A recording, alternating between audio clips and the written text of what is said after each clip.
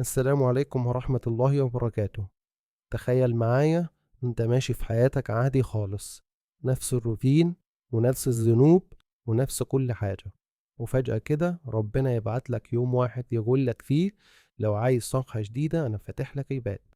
اليوم ده هو يوم عرفة، يوم مش بس بيغفر لك ذنوبك، لا انت كمان بيغسل قلبك وينقيه من الذنوب. ناس كتير بتفتكر إن يوم عرفة ده للحجاج بس الحقيقة هو يوم رباني لكل الأمة في أي مكان في العالم. أنت مدعو إنك تعيش اليوم ده وكأنك واقف على جبل عرفات. ربنا بيفتح أبواب السماء وبيسمع القلوب قبل الألسن، وبيغفر ويعتق ويبدل المصير.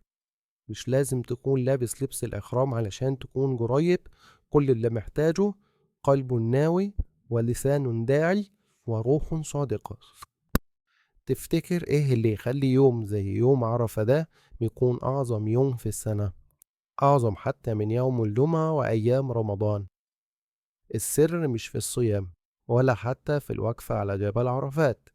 السر إن اليوم ده هو الميعاد، ميعاد بين العبد وربه.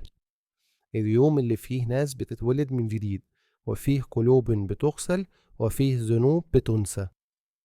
ربنا بيحب اليوم ده لأنه بيشوف عباده راجعين ومكسورين. في يوم عرفة مفيش حاجة صغيرة، كل حاجة بتكتب وكل نية بترفع. مش محتاج تكون شيخ ولا حافظ القرآن كله ولا حتى معتكف في مسجد. ربنا بس عايزك تكون صادق وبتحاول. واحنا ممكن نعمل جدول بسيط علشان فعلا انت لازم ترتب امورك في اليوم ده. اولا، الصيام، حتى لو اليوم حر، حتى لو انت تعبان، بس الثواب يستاهل. اتنين، الدعاء طول اليوم، اسأل واطلب واحلم، وهنرجع للنقطة دي كمان شوية.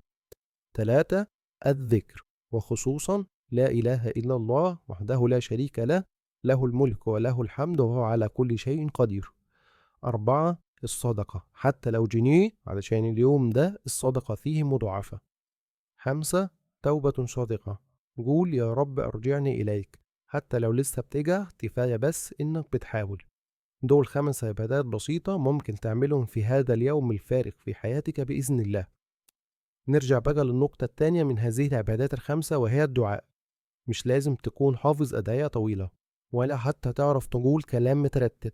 ربنا عايزك على طبيعتك صادق، حاضر، ومكسور ومشتاق. اقعد لوحدك حتى لدقائق وابدأ نقول يا رب جربني منك حتى لو أنا اللي ببعد. يا رب بدل خوفي بأمان.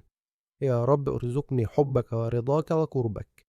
في يوم عرفة كل كلمة ليها وزن، ودعوة واحدة من قلبك ممكن ربنا يبدل بيها حالك، سواء حلم كبير نفسك توصله أو ذنب نفسك تتخلص منه. خد نفس وقول يا رب، وكمل اللي بنفسك فيه. نيجي بقى لنقطة تانية في هذا اليوم العظيم.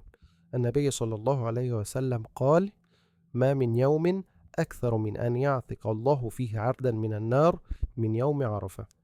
يعني كل لحظة في اليوم ده في أسماء بتتكتب إنها ناجية، ناس بتبدأ من أول وجديد. طب ليه ما تكونش أنت منهم؟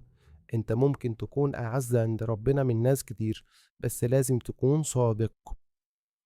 الفرصة دي مش بتيجي كتير، ده يوم واحد في السنة، لو فوتته هتندم طول السنة وتقول ياه أنا إزاي ضيعت يوم زي ده.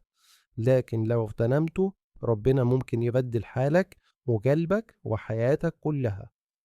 يوم عرفة مش بس يوم في التقويم، ده يوم مكتوب في اللوح المحفوظ، يوم ربنا بيختار فيه ناس يبدل حالهم للأفضل.